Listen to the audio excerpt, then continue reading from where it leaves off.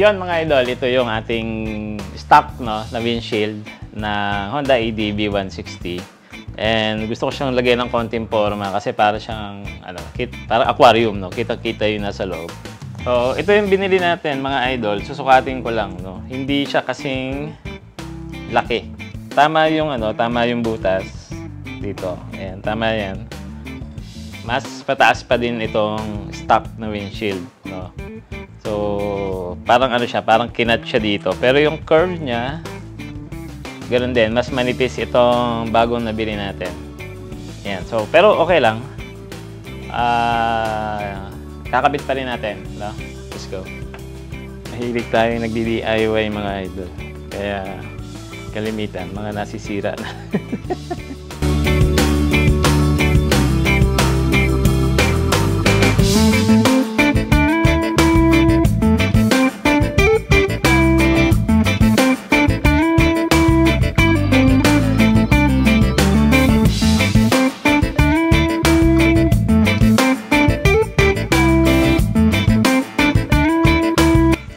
Ito mga idol, no, papakita ko sa inyo yung kapal, no, mas iba lang yung edge, pero kapal halos pareho lang, no, mas lang to, mas smooth lang yung edge nito. Ito kasi medyo sharp. Tapos yung sizing dito pa lang, ayan, dito makikita natin. So iba yung curve niya talaga, no. Ito meron siyang parang winglet. Tapos hanggang dito lang siya, tapos mas manipis siya, malapad yung stock. Ayan, mas malapad yung stock. Okay, sabihin na natin. Hindi na pala natin kailangan yung spacer, no, na isinama. No, itong spacer nila, hindi na natin kailangan kasi may rubber spacer na to eh. Ito yung galing kay, hindi ko alam kung galing sa stock ito o galing kay SEC.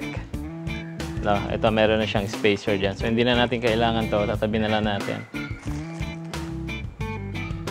And we start lagyan na natin yung screw niya. Hindi ko muna alisin yung plastic para hindi magasgasan.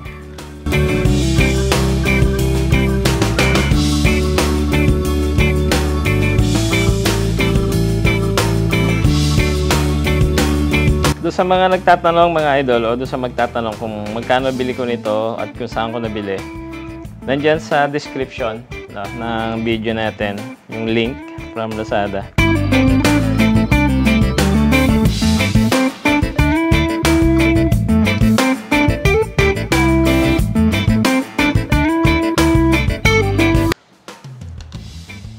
Tanggalin na natin yung plastic.